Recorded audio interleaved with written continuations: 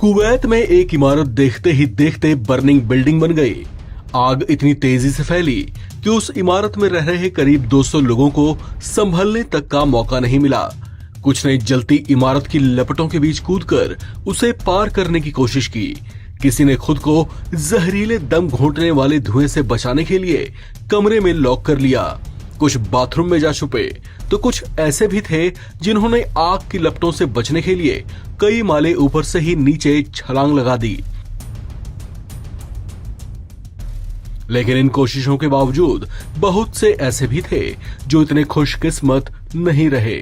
बताया जा रहा है कि इस भीषण अग्निकांड में कुल 49 लोगों की दर्दनाक मौत हुई है, जिसमें 42 भारतीय भी शामिल थे। प्रधानमंत्री नरेंद्र मोदी ने इस घटना पर बैठक भी बुलाई थी, जिसके बाद भारत के विदेश राज्य मंत्री कीर्तिवर्धन सिंह कुवैत पहुंच चुके हैं। उन्होंने बताया कि इमारत में आग लगने की वजह से कुछ शव इतनी बुरी तरह से जल गए कि उनकी पहचान भी नहीं हो पाई। कई शव बिल्डिंग की सीढ़ियों पर मिले। भारत का एयरफोर्स 1 प्लेन शवों को वापस लाने के लिए तैयार खड़ा है। विदेश राज्य मंत्री कीर्तिवर्धन सिंह ने बताया कि कुछ शवों की हालत बहुत ज्यादा खराब है। ऐसे में उनकी पहचान करने की कोशिशें की जा रही हैं। पहचान होते ही और तमाम औपचारिकताएं पूरी होते ही उनके शवों को उनके परिजनों तक पहुंचा दिया जाएगा। इस मामले में कुवैत के गृह मंत्री ने भी कड़ा संज्ञान लिया है और पूरे मामले की जांच कराए जाने की बात कही है।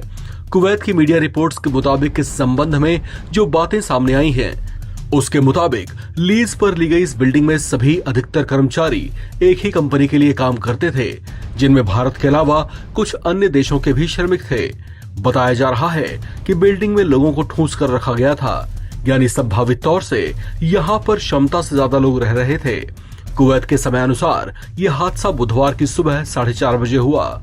6 मंजिला इमारत के ग्राउंड फ्लोर के किचन में लगी आग तेजी से पूरी इमारत में फैल गई। उस वक्त सभी कामगार सो रहे थे। कुवैत मीडिया की कुछ रिपोर्ट्स में यह भी बताया गया है कि बहुत से अपार्टमेंट्स की विंडोज ग्लास सील थीं, जिसकी वजह से बिल्डिंग में भरता जा रहा धुआं शायद एकदम से बाहर नहीं निकल पाया होगा, जिसके कारण बहुत से लोगों की मौत दम घुटने की वजह से भी हुई है। इस खबर में फिलहाल इतना ही।